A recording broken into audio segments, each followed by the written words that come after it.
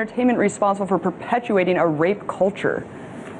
Yeah, I think the media is responsible for perpetuating a rape culture. And, you know, I mean, it's profitable for the people at the top who run the rape culture, you know, who run it, and, you know, they profit from it, and to say otherwise would be a big fat lie. But so, you know, they don't want any kind of power shifted away from the way they have it set up in a very hierarchical manner with, you know, women's free labor at the bottom, largely slave labor, at the bottom of that big pyramid.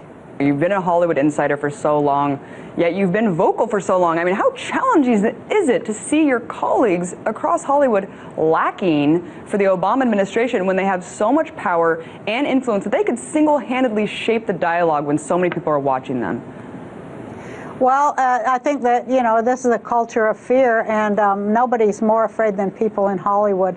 They're afraid that they'll drop out of the top, you know, they're afraid that they'll drop from the bottom of the pyramid, maybe to the middle of the pyramid. But, you know, they're the ones, Hollywood is the one that keeps all this power structure and all this culture of racism and sexism and classism and genderism and all of it in place. They continually feed it, and they make a lot of money doing it.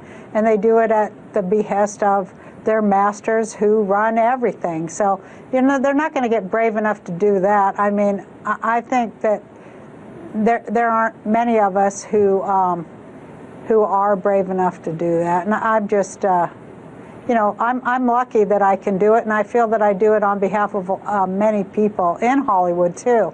I go to Hollywood parties, or, you know, occasionally I go to Oscar parties and things like that, and people, big stars, people will grab me by the arm and take me aside and say, "I just want to thank you for the things you say." And it blows my mind, but that's the culture. It's a culture of fear for sure. You know, and it's a big culture of mind control too. MK Ultra mind control rules in Hollywood. If you don't know, Google that and look into it. Well, we've talked about Operation Mockingbird, MK Ultra mind control stuff from, I mean, this goes back decades and decades. But Roseanne, I mean, do you know people have been blacklisted? I mean, is it just kind of a self-censorship in Hollywood, or do people actually get edged out if they are too much against the grain?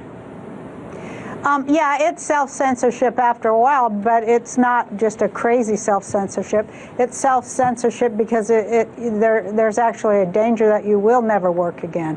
And people know it. Everybody has friends that it happened to, that maybe you said too much, or maybe you were too vocal on unpopular issues. And it's funny because it doesn't matter if 2 years later, I find this a lot, that 2 years later those unpopular issues become very mainstream.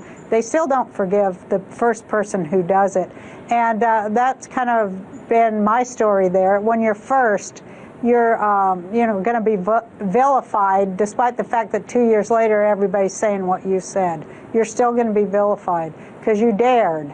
And you know, like they say, the Chinese, you know, the Chinese have a myth or a saying that says the nail that stands up is hammered down, and that's how it is here and everywhere in the world.